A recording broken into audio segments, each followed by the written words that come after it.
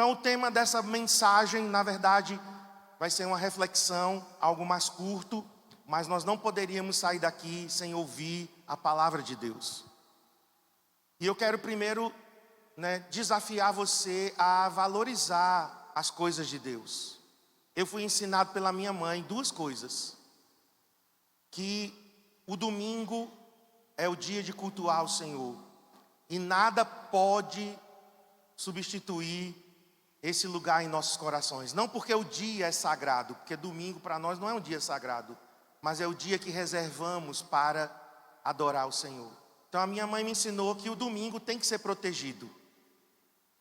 O domingo tem que ser um tempo onde nós vamos dedicar ao Senhor a nossa vida, o nosso tempo.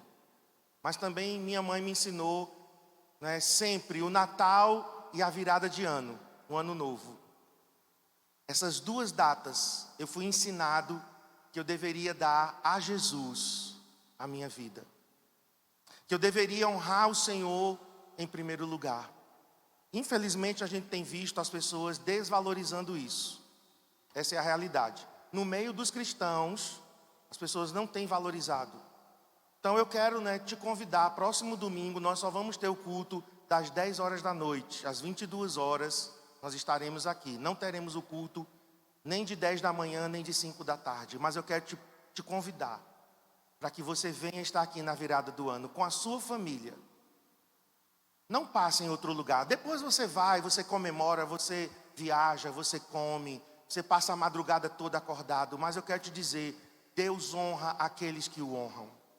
Se você coloca o Senhor em primeiro lugar, você vai receber recompensas do Senhor. Isso eu aprendi com a minha mãe, e eu vou levar isso comigo pelo resto da minha vida.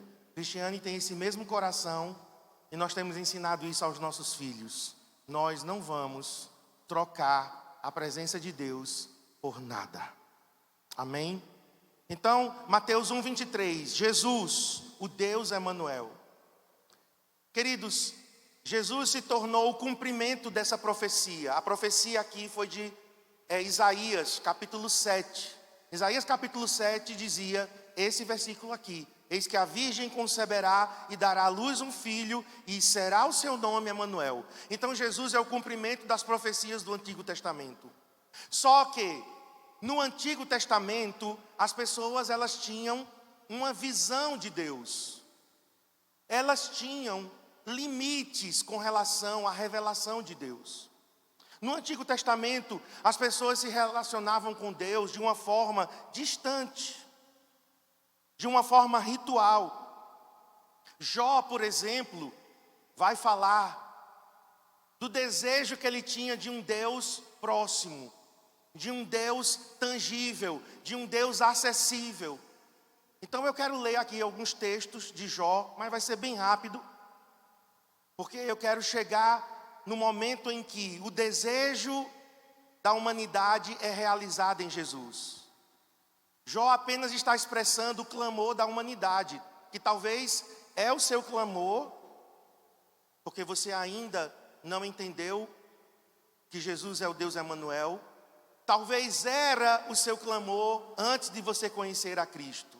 Veja comigo a queixa de Jó. Jó capítulo 9, verso 32 e 33. Olha o que Jó diz: Ele, Deus, não é homem como eu, para que eu lhe responda e nos enfrentemos em juízo. Ele não é homem. Lembrando que Jó estava passando por uma situação muito, muito difícil, de doença, de falência, de perdas, de luto. E ele está dizendo: Deus não é homem como eu, para que eu lhe responda, para que a gente se encontre face a face. 33. Se tão somente houvesse alguém para servir de árbitro, de juiz entre nós, para colocar as mãos sobre nós dois. Olha o que Jó está dizendo: eu queria alguém que estivesse entre eu e Deus, mas eu não tenho. Lembrando que isso aqui é no Antigo Testamento, na época de Gênesis, tá? O livro de Jó foi escrito depois, mas a história de Jó aconteceu ali na época de Abraão, na época de Isaac, dos patriarcas.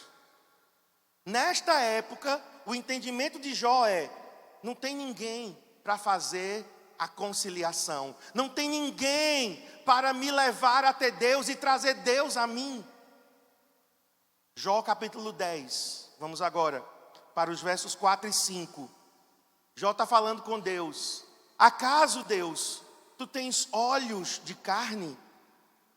Enxergas como os mortais? A resposta é: até aqui, não. Deus não tinha olhos de carne. Teus dias são como os de qualquer mortal? Os anos de tua vida são como os do homem? Olha o clamor de Jó. Eu quero alguém que se identifique comigo. Eu quero alguém que seja homem para entender o que eu estou passando. Porque o que eu estou sofrendo, o que eu estou vivendo, o que eu estou enfrentando, Deus não pode entender. Por quê? Porque Ele é Deus. Ele é Deus, Ele não é um mortal. Vamos para Jó capítulo 23. Jó 23, de 3 a 9. Se tão somente eu soubesse onde encontrá-lo. Meu Deus, olha o clamor desse homem, se não é o nosso clamor. Jó, na verdade, está traduzindo o clamor da humanidade. Se eu soubesse onde encontrar Deus e ir à sua habitação, eu lhe apresentaria a minha causa e encheria a minha boca de argumentos.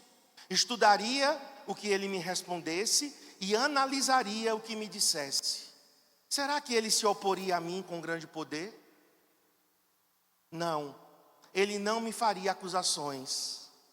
Jó agora está começando a entender o coração de Deus.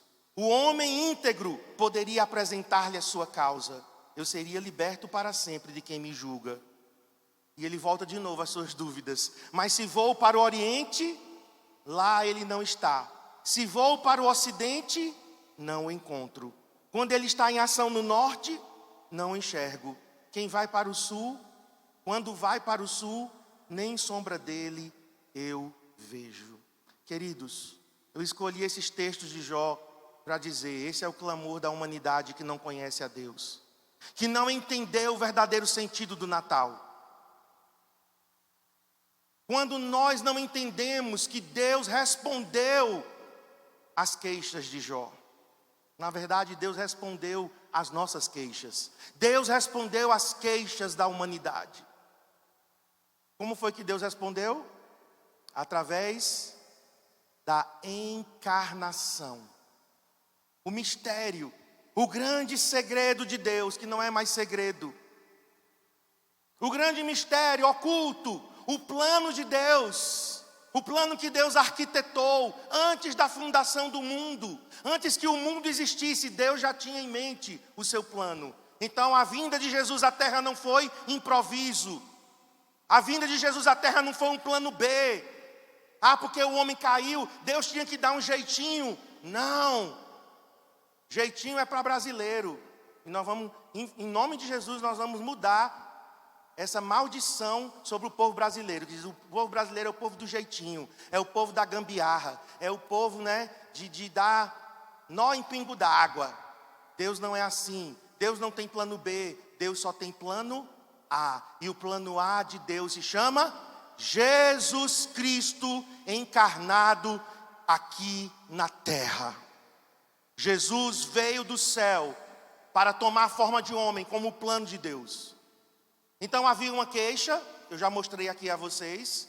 A queixa de Jó era a queixa da humanidade, e Deus respondeu através de Jesus. O Pai resolveu que atenderia o clamor das pessoas, enviando alguém que se identificasse com elas. E aí eu acredito que Deus fez uma reunião de gabinete. O Deus Pai chamou o Deus Filho, Deus Espírito Santo, e os três chegaram à conclusão: Deus Filho vai descer, vai até a terra, e Deus Filho vai tomar a forma de homem. A gente entende isso teologicamente. Mas eu estava pensando de uma forma que você pudesse... Não sei se eu vou conseguir. A minha comparação vai ser meio tosca. Mas me perdoem, me permitam, tá? Imagine que você ouviu falar do reino das amebas. Quem sabe aqui o que é uma ameba? A ameba é um ser unicelular, né? Não é um verme, né? É um... Me ajudem aí os biólogos, médicos. É um protozoário, não? Hã? Olha ali, o meu sábio. É um protozoário? Ok.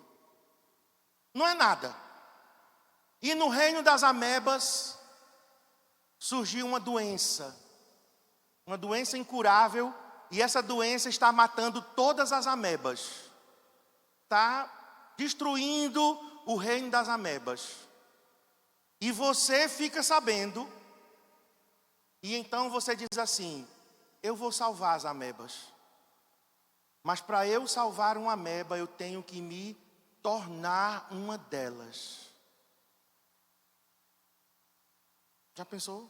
É tosco. Não chega nem perto do que Deus fez. O Criador de todo o universo, o que sustenta o universo na palma da sua mão, não é só o sistema solar, não. É o universo. Os cientistas, astrônomos dizem que o universo tem 14 bilhões de anos-luz, aproximadamente, de extensão. A gente nem consegue imaginar o que é isso. Deus sustenta o universo na palma da sua mão, mas decidiu vir aqui na terra para nos salvar. Ele reduziu-se à forma de homem. O Criador que se tornou criatura. Já pensou? Que humilhação. Que rebaixamento. Mas por que ele fez isso? Porque ele nos amou. Olha aqui para mim. Eu conheço pessoas que ficam dizendo assim: Deus, prove que me ama. Deus, me dê uma prova de que o Senhor me ama. Eu quero te dizer, Deus já provou o seu amor para conosco, pelo fato de Cristo Jesus ter sido enviado dos céus, na forma de homem, nascido nesta terra. Quem estava aqui quarta-feira viu, eu chorei naquela cena do nascimento. Era um lugar sujo, escuro, era um lugar fedido, porque tinha fezes e urina de cabra, de ovelha, de jumento, de boi. Nesse lugar, num coxo, a manjedoura é um coxo onde os animais comiam. Foi nesse lugar que Deus entrou na história da humanidade. Sabe por que ele estava fazendo isso? Porque ele estava dizendo: sua vida é como aquele estábulo. Eu vou entrar para colocar em ordem. Eu vou colocar para tirar todo o mau cheiro, toda desordem. Nós somos aquele estábulo. E quando eu vi aquela criança, um bebê indefeso, sujo de sangue, cordão umbilical ainda pulsando, só José e Maria. Como que um Deus todo-poderoso pode se reduzir dessa forma e entrar na nossa história? Isso é Natal, gente. A gente pensa em Natal como peru, salpicão, arroz à grega. Tem gente que detesta aqui, né? Passas no arroz. Eu gosto. Eu gosto de doce com salgado. Bolas, enfeites, árvore de Natal, Papai Noel, ho, ho, ho, Mamãe Noel. Renas, são renas, não são hienas. Certo? Porque tem gente... As hienas do Papai Noel. Não, são as renas. Tudo isso é bonito. Tudo isso é glamuroso. Eu estava preparando essa mensagem e fui pesquisar no Google, né? Eu coloquei backgrounds. Backgrounds é essa figura, né? Do fundo. Backgrounds de Natal. Não apareceu um background com José, Maria e Jesus. Não apareceu. Aí eu botei em inglês. Background Christmas. Não apareceu. Apareceu bolas, apareceu árvore, apareceu luzes, apareceu comida, apareceu presentes. Não apareceu. Passa a prova, entra no Google e coloca background Christmas. E eu fui rolando, eu digo, não é possível. Eu tenho que encontrar alguma coisa que é o verdadeiro Natal. E fui rolando, não encontrei. Eu tive que colocar background, Jesus, Maria e José, aí apareceu. Aí coloquei background, Belém, estrela de Belém, aí apareceu. Já pensou? Onde o aniversariante é tirado, esquecido. Que Natal é esse? O Natal é Jesus, como forma de homem, um bebê ensanguentado, chorando, porque o ar entrou em seus pulmões pela primeira vez.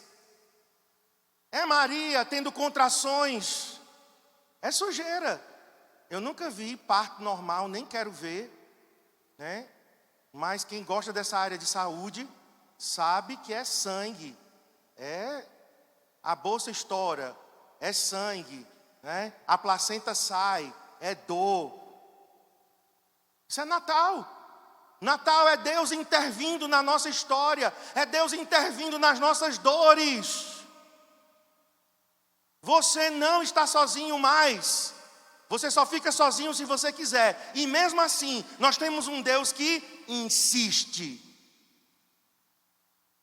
Então, a encarnação, o Todo-Poderoso, respondendo ao clamor do homem, veio habitar entre nós, assumindo a forma de homem. Veja comigo, João capítulo 1, verso 14, na NVI. Evangelho de João 1, 14.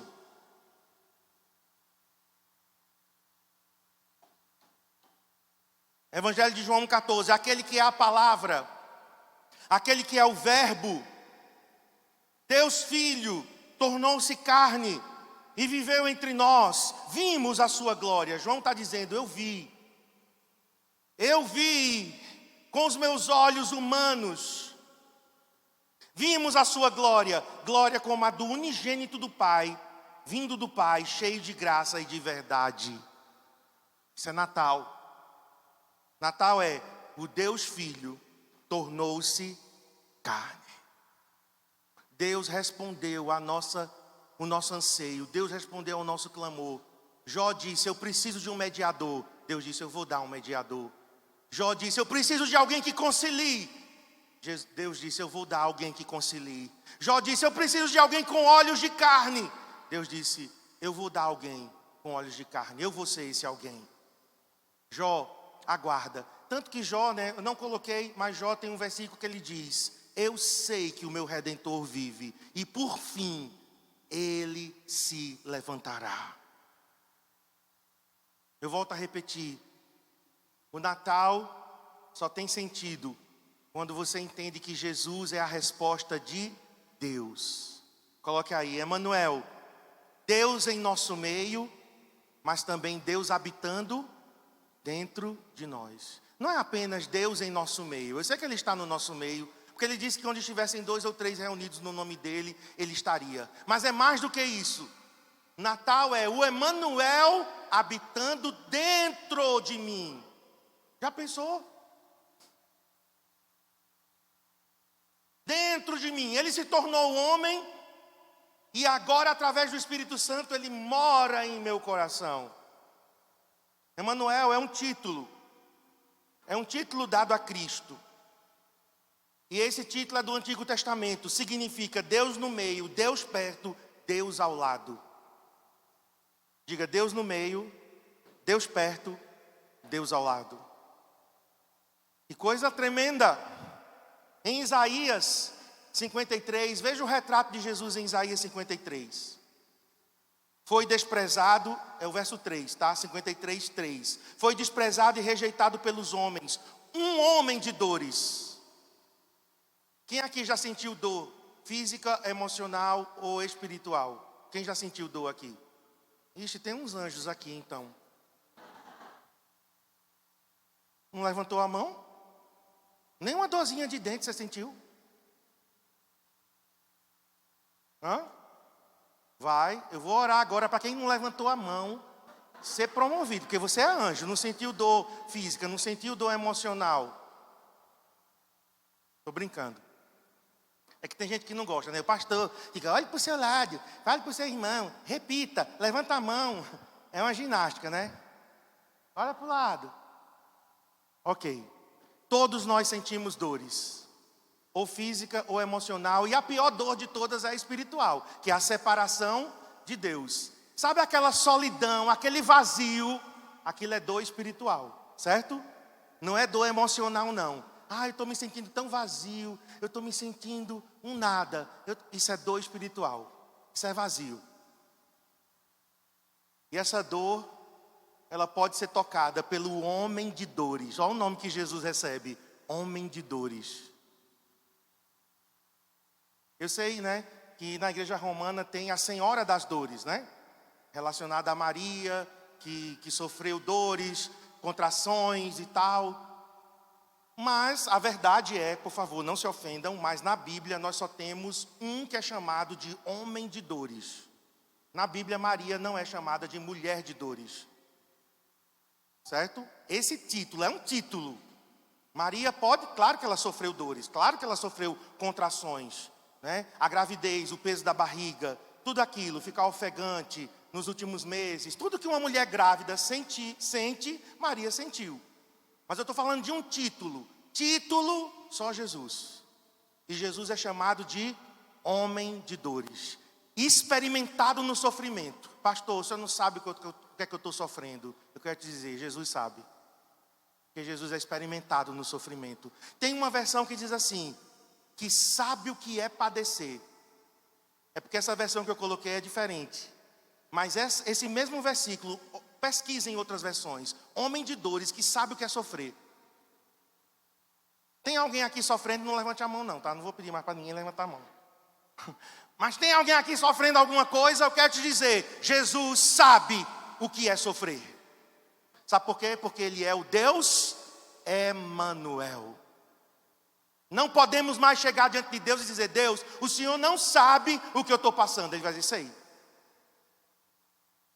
E eu vou terminar, tá? Eu já estou me encaminhando para o final. E eu vou terminar mostrando a vocês aqui que Jesus sabe o que é sofrer. Mas vamos lá, vamos para Hebreus. Hebreus capítulo 2. Estamos nos encaminhando para o final, tá? Para de pensar no almoço agora um pouquinho. Se servir de consolo para você, eu não tomei café da manhã hoje. Então, se tem alguém que está com o estômago roncando aqui, sou eu. Mas nós vamos ter um almoço hoje em família, comemorar os 28 anos, né? Vai ser num lugar muito chique, especial. E quem quiser pagar para nós, está convidado. E amanhã, lua de mel. 2 formiguinhas em cima de um monte de açúcar, eu e Cristiane. Eita lapa de glória. Mas vamos lá, vamos voltar para a palavra. Hebreus 2. E com esse texto eu creio que é suficiente, tá? Eu creio que esse texto é suficiente para nos mostrar por que Jesus teve que vir em forma de homem. Por que o Natal tinha que acontecer? Por que Jesus tinha que entrar na história da humanidade? Vamos lá. Visto que nós, os filhos, somos seres humanos. Quem é ser humano? Não, levanta a mão não. Seres humanos, feitos de carne e sangue. Olha o que o escritor aos Hebreus diz. Ele, o Filho, Deus Filho, se tornou carne e sangue. Também pelo nascimento em forma humana. Então, queridos, tinha que ser pela mesma via. Por quê? Porque Jesus poderia ter vindo, Deus Filho poderia ter vindo já para a terra formado. Como anjo, os anjos que vêm e vão, Jesus poderia ter vindo já em forma humana e entrado na nossa história, já maduro, já homem. Mas não foi. Ele tinha que ser gerado, lembrando que Maria foi apenas, né, o recipiente, vamos assim dizer.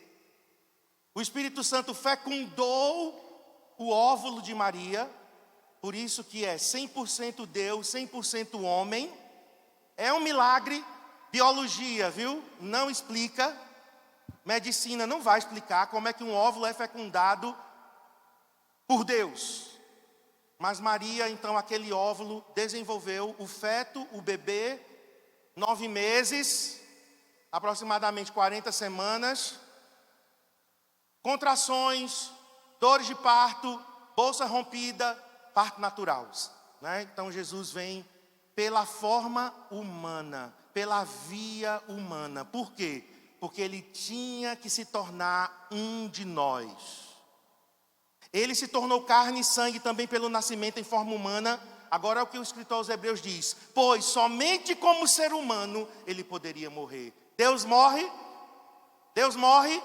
Não. Então, para Deus morrer, ele teve que se tornar homem. Claro que ele morreu como homem, tá? Ele não morreu como Deus. Deus não morre.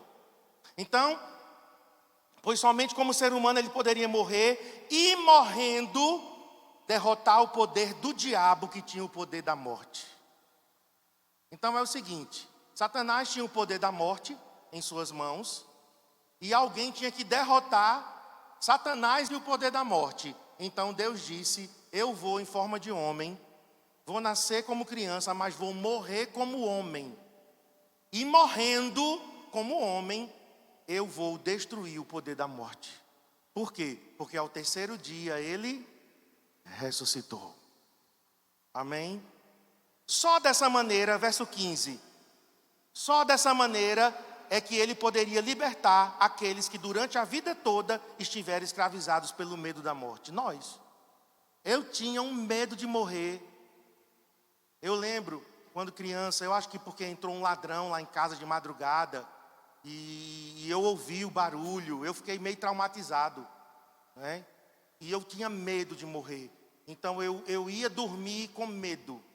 Qual era o meu medo? Um medo de acordar morto.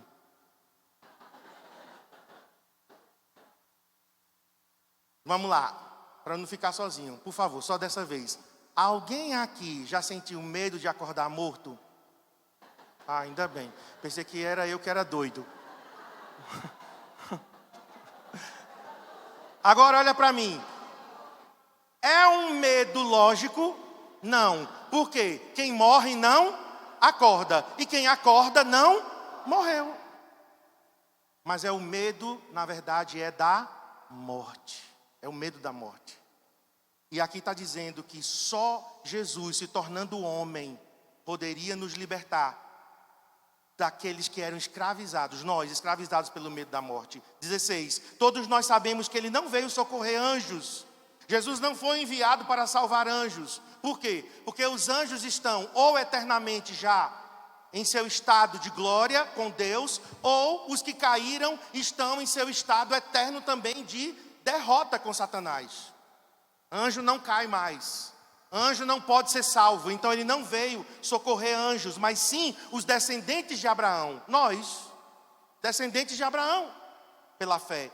E era necessário que Jesus fosse como nós. Esse texto está muito claro, não tenho mais, eu não preciso nem pregar. Essa versão é a NBV, Nova Bíblia Viva, é uma paráfrase. Era necessário que Jesus fosse como nós, os seus irmãos, a fim de que ele pudesse ser, diante de Deus, o nosso sumo sacerdote, o nosso representante, o nosso mediador, o nosso conciliador. Ou seja, Deus estava dizendo: Jó, eu te respondi, Jó. Você não precisava de um conciliador? Você não precisava de um mediador? Jó, você não precisava de alguém com olhos de carne? Eu te dou a resposta, Jó. Meu filho é a resposta, Jó. É a resposta para você e eu, querido. Para nós que estamos questionando Deus, questionando a bondade de Deus. Eu já fiz isso, tá? Por isso que eu não estranho. Às vezes a pessoa chega para mim e diz: eu não entendo Deus. A gente ora e só acontece coisa ruim. Tem gente que é bem assim, né? É um olhar que, sinceramente, Deus responde tantas orações, ele se concentra em uma que não foi respondida. Aí generaliza, né? Deus não ouve, Deus não responde. Eu já tive todo esse tipo de questionamento. Inclusive quando a minha mãe faleceu. Essa semana nós estávamos num culto na casa de uma irmã aqui da nossa igreja, ela estava agradecendo a cura de um câncer de cólon.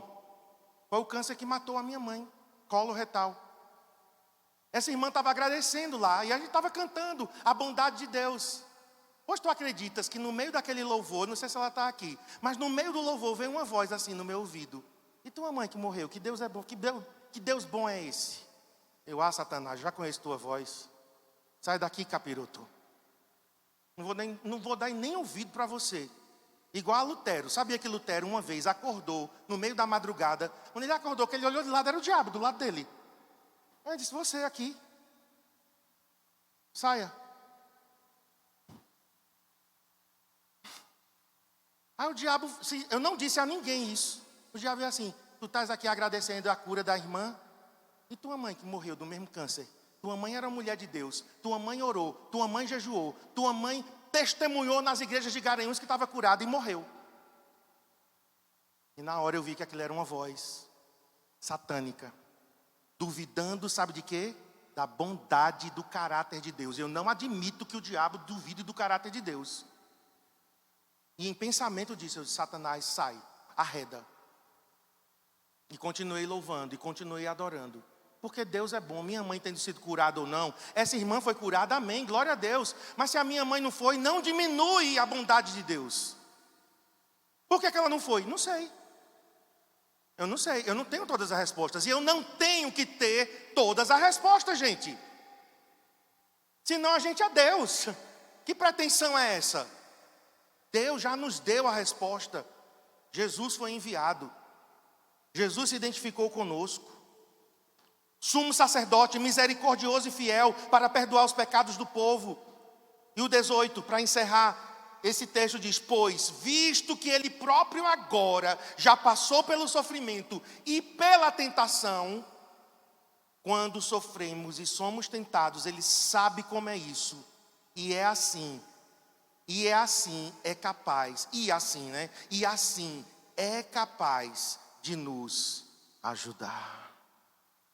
Amém? Então está claro, irmãos, o Deus Emanuel. Por que Jesus veio a esta terra? Para responder ao nosso clamor. E eu termino aqui dando alguns exemplos, tá? E eu finalizo, vai ser bem rápido.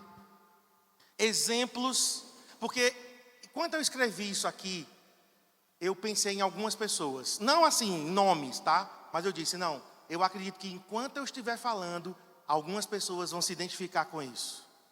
Exemplos das situações que Jesus passou e que pode se identificar conosco como Deus Emanuel. Primeiro exemplo, ele foi desprezado desde o seu nascimento.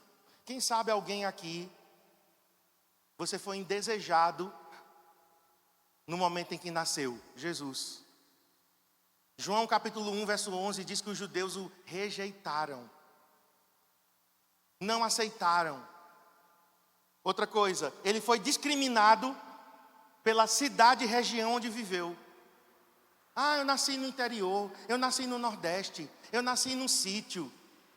Jesus foi desprezado pelo local, pelo fato dele ser de Nazaré, pelo fato dele ser da Galileia. Galileia era uma região pobre. Eu e Cristiane já moramos em Brasília e há muitos anos atrás, eu acho que hoje é menos, mas tem ainda. Mas há muitos anos atrás, quando eu dizia que era do Nordeste, eu tinha vergonha de dizer que era nordestino, lá em Brasília. E eles ficavam tirando onda, só pelo fato de eu ser nordestino. Chamava de cabeça grande. Aí dizia que o anjo daqui não tem espada, o anjo daqui tem peixeira de fogo. Que Jesus no Nordeste não vem sentado num cavalo, vem sentado num jumento. Gente, eu ficava tão mal. Eu me sentia menos, eu me sentia diminuído. Eu brigava, eu entrava na minha cabeça e eu começava a discutir. Quem sabe você se sente discriminado, menor. Jesus foi discriminado pela cidade e região onde viveu. Perseguido pelos seus próprios parentes. Marcos, aqui estão os versículos, tá? Não vou ler, mas depois você pode ler. Jesus foi perseguido. Os parentes de Jesus disseram que ele estava louco, está fora de si, está doido. Quem sabe alguém aqui está sendo perseguido dentro de casa, desde que você entregou sua vida a Jesus. Teu pai, tua mãe, teus irmãos te perseguem. Chamam você de doido, de barata de igreja, de beato, beata. Jesus foi incompreendido pelos judeus. Seu próprio povo não entendeu sua missão. Às vezes acontece conosco. Está querendo ser melhor. Está querendo se amostrar. Só porque cantou no coral aqui. Quem pensa que é? Muitas vezes incompreendido. Às vezes, queridos, a gente não está querendo nem, como diz, se amostrar. É porque a gente foi chamado por Deus.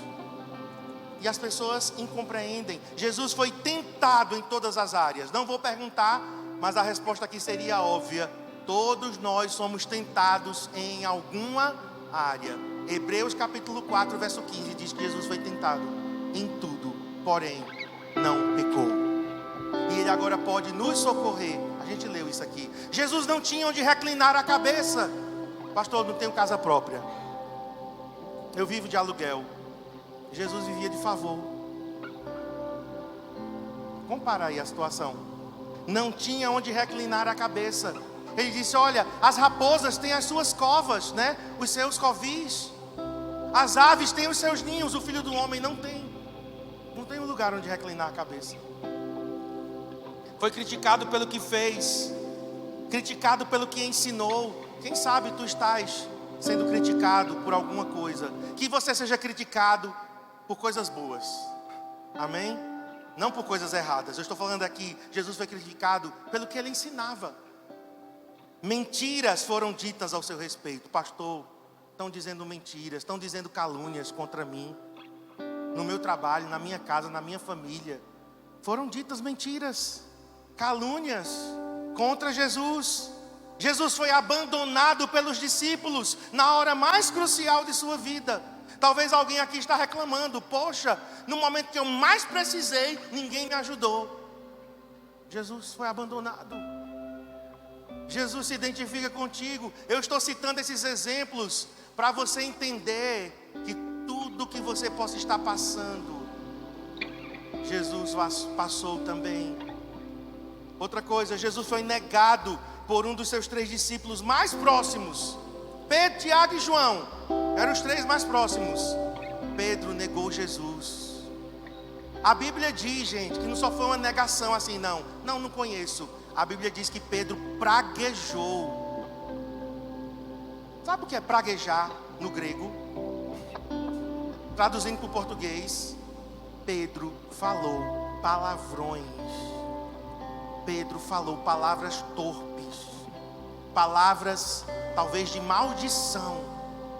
Quando perguntaram, você conhece Jesus? Você conhece Ele? Ele praguejou na 3ª vez. Alguém já falou mal de você? De mim já. E antigamente eu entrava em crise. Antigamente eu queria me enforcar num pé de coentro. Vou pegar uma corda e vou me enforcar num pé de coentro, porque estão falando mal de mim. Hoje eu sei, as pessoas continuam falando mal, mas o que falem mal de mim, sejam mentiras, sejam calúnias, Jesus passou por isso. E por último, Jesus foi traído pelo seu discípulo e seus compatriotas. A Bíblia diz que todos abandonaram o Senhor na cruz. Você já foi traído, traída? Pastor, meu cônjuge me traiu. Meu amigo mais fiel me traiu. A pessoa que eu mais confiava me traiu. Jesus se identifica contigo. Por que eu dei esses exemplos? Para você entender uma coisa, e eu encerro com isso. Você e eu não estamos sozinhos. Nós temos o Emanuel. Isso é Natal. Natal!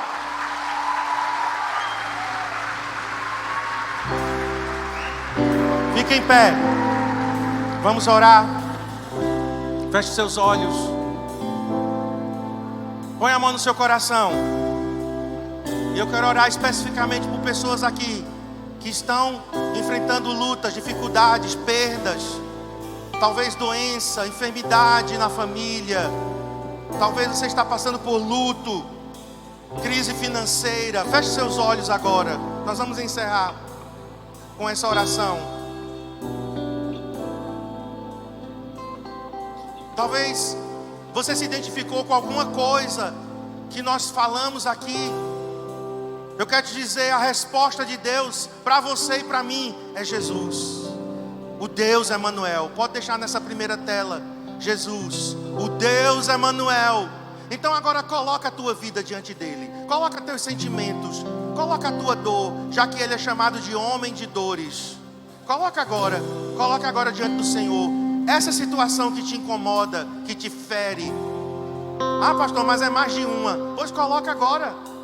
Coloca as situações, já que ele é o Emanuel, Deus perto, Deus em nós, Deus no meio de nós.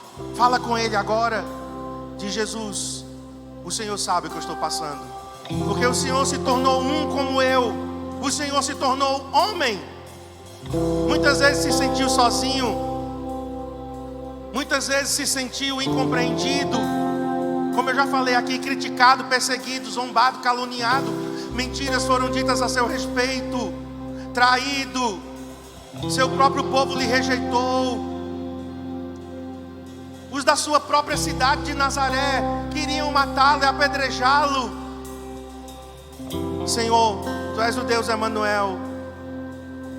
Tu és o Deus Emanuel. E nessa manhã de Natal, de véspera de Natal, nesse domingo, nós estamos aqui para exaltar o Deus Emanuel, Jesus Cristo, Filho de Deus, que se identificou conosco, o Deus Criador, que se tornou criação, criatura. E nós terminamos esse culto, levante suas mãos e adore a Ele. Adore Jesus, adore Jesus. Diga suas próprias palavras agora. Nós vamos terminar cantando. E terminamos assim, cantando. Mas antes de terminar, se você pode, e eu sei que você pode, adore Jesus. Adore. E se você quiser entregar sua vida a Ele nessa manhã, dá um passo aqui na frente. Dá um passo aqui na frente. Você que quer se reconciliar, você que quer se reconciliar com Deus, ou você que quer entregar sua vida ao Emanuel. Se essa palavra tocou a tua vida, vem aqui, eu quero orar com você. Eu quero orar por você. Nós vamos terminar cantando essa canção. Pode deixar.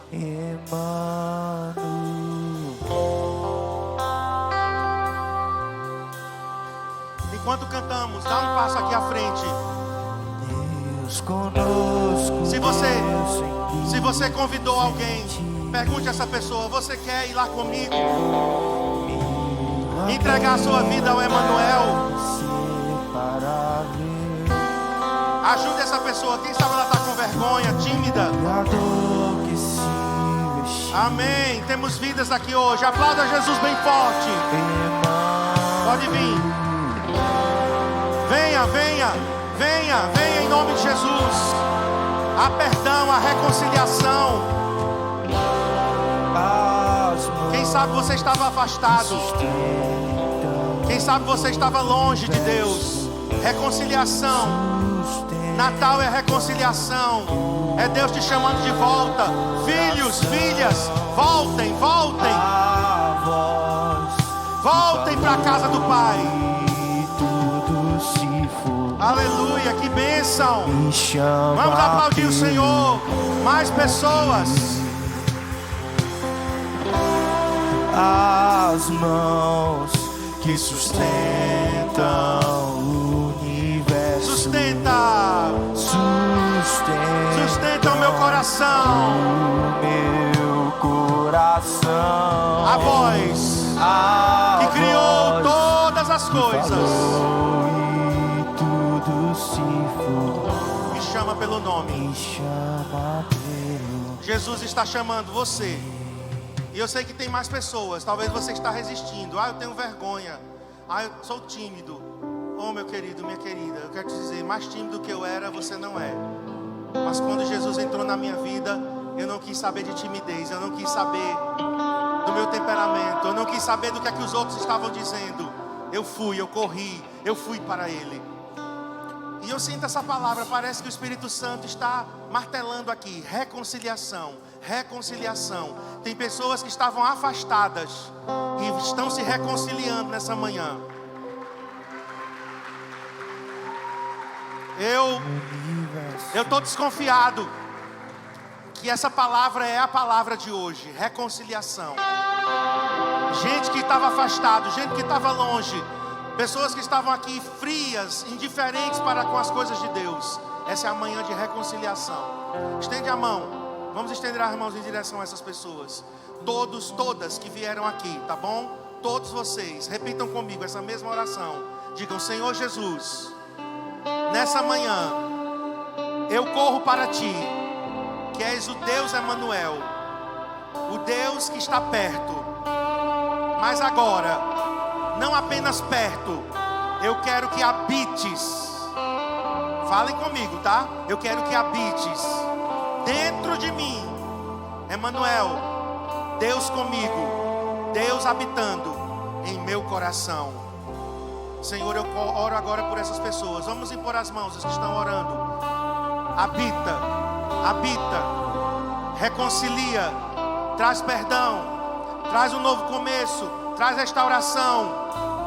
Eu declaro hoje aqui nessa manhã de domingo, nesse culto de Natal, eu declaro, Senhor, reconciliação e perdão, voltas acontecendo, pródigos estão voltando nessa manhã, pródigos estão voltando à casa do Pai, sentando no colo do Pai.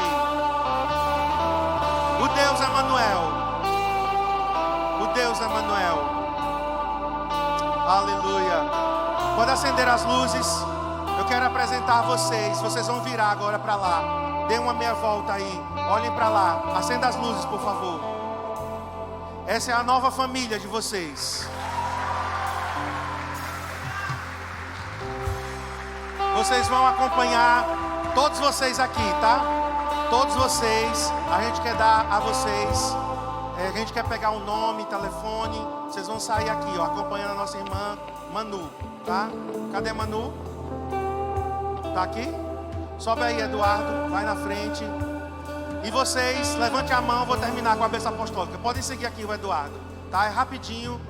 Só pegar o nome e telefone. Levanta a mão. Vou encerrar então com a bênção apostólica e cantando. Que a graça do Senhor Jesus, o amor de Deus, o nosso Pai, a comunhão do Espírito Santo seja sobre a tua vida.